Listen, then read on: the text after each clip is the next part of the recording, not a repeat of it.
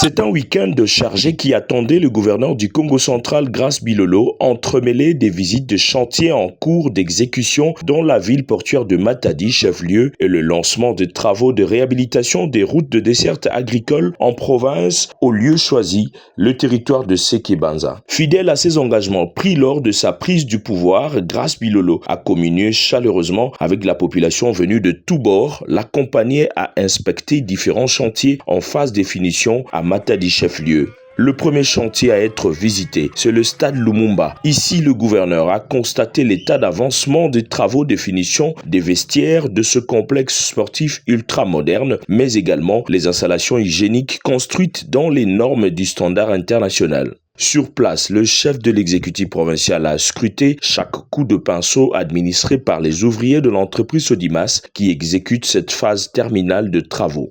Bilolo, l'homme de terrain, a pour la énième fois foulé l'aire des jeux de ce bijou où le gazon synthétique sur lequel est marquée la délimitation et n'attend que la première rencontre sportive.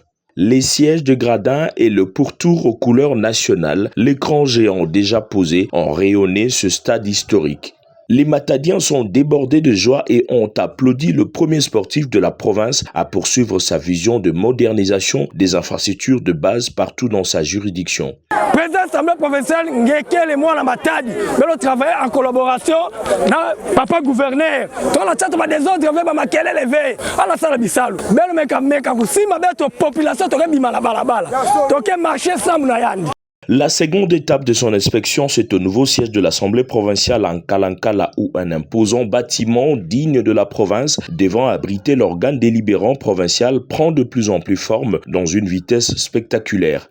Preuve éloquente de la volonté animée de l'exécutif provincial suivant la ligne droite de la vision du chef de l'État, Félix-Antoine Tshisekedi Tshilombo, à doter la première institution de la province une infrastructure moderne à la taille de la province de Kasavubu et Simon Kimbangu. La réalité, depuis Congo central et la Congo central, c'est la toute première fois. Grâce à son excellence gouverneur, grâce à Bilolo, tout le monde a réalisation.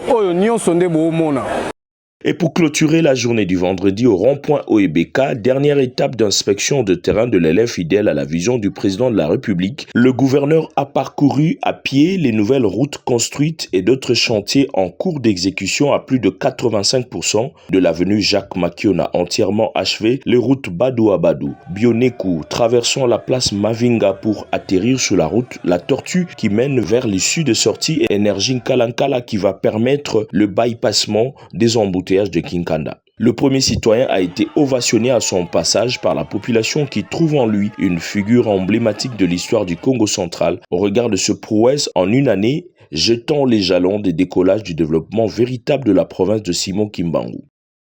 Le week-end marathon du gouverneur Bilolo se poursuivit le samedi 25 octobre dans le territoire de Sekebanza où l'infatigable homme de terrain et fidèle de la vision du chef de l'État a présenté au cours de l'événement du lancement officiel de la réhabilitation des routes de desserte agricole tenues à la cité de Kinzamvouete, secteur de Sekebanza, un échantillon d'engins lourds acquis sur fonds propres du gouvernement provincial destiné à réhabiliter les routes de desserte agricole dans la province à travers 4 brigades subdivisées en ex-districts Bas-Fleuve, Cataracte, Lukaya et les 2 villes Boma et Matadi. Une première dans la province du Congo central, l'administrateur de Tchela salue l'action. Le gouverneur Grace Bilolo s'inscrit dans la droite ligne de son excellence monsieur le président de la République, chef de l'État.